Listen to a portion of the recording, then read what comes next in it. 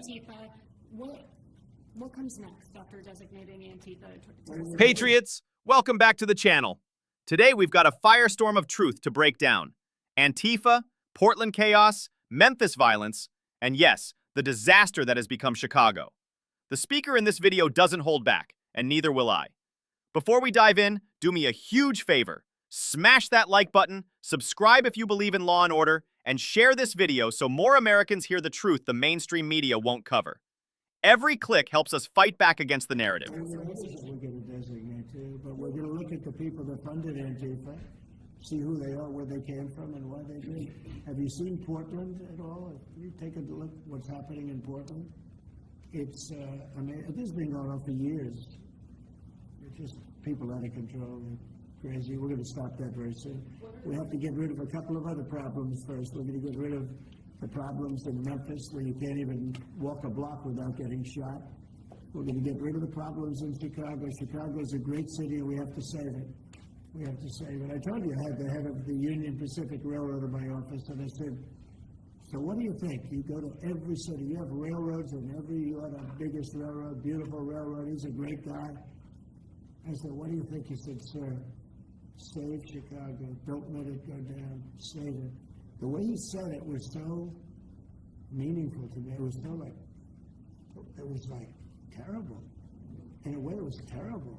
Save Chicago. You know, who would ever think that we'd be sitting here talking about saving Chicago? Chicago's a great city. They have a terrible mayor. Terrible. He's at like 5% approval rating. He's an incompetent person. They have an incompetent governor, in my opinion. He's incompetent.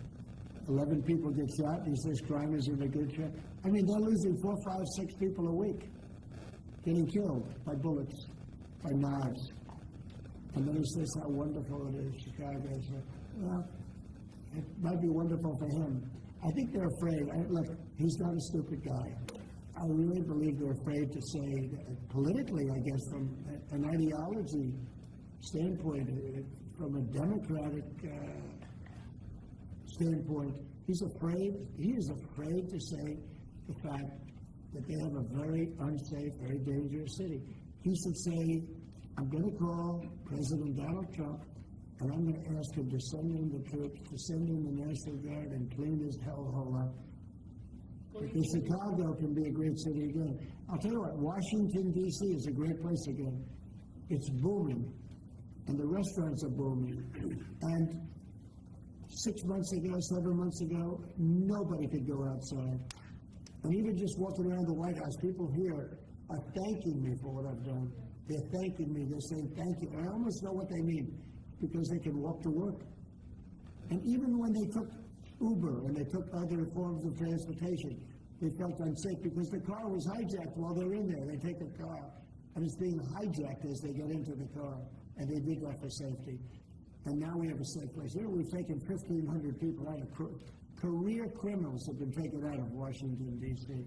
And we weren't very nice about it. I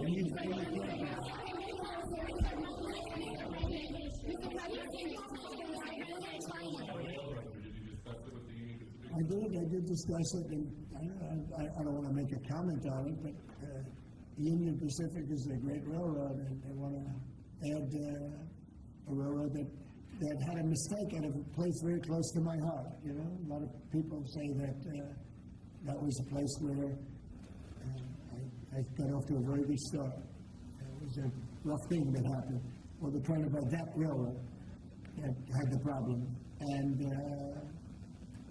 it sounds good to me. To be honest with you, it sounds good to me. I'm a very big fan of the head of the railroad, the head of the Union Pacific. He started as a very low on the totem pole, started his job very low and became the chairman of the company over a 45-year period.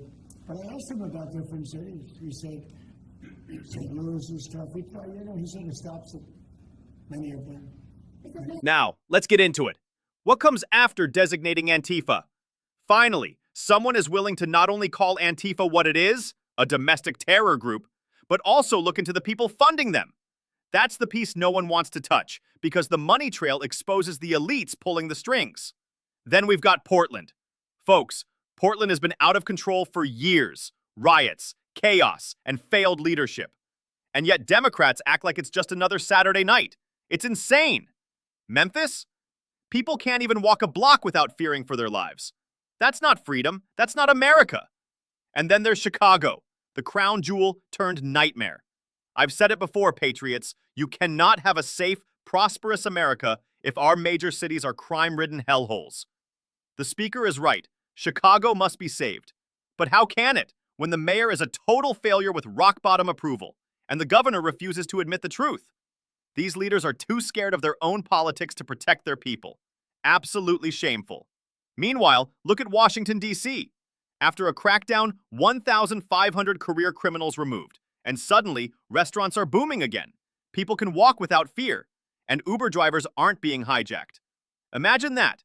Enforce the law, protect your citizens, and good things happen. Radical concept, right? And you know what really hit me? That Union Pacific Railroad CEO saying, "Sir, save Chicago." Think about that. A man who's traveled this country, seen it all, and his biggest plea is to save one of America's greatest cities from collapse. That says it all. Patriots, we can't ignore this anymore. Antifa, crime waves, failed Democrat cities, it's all connected. We need strength, leadership, and the courage to say what the left refuses to. America's cities are falling apart, and only a return to law and order will save them. Now I want to hear from you. Do you believe Antifa's funding should be exposed?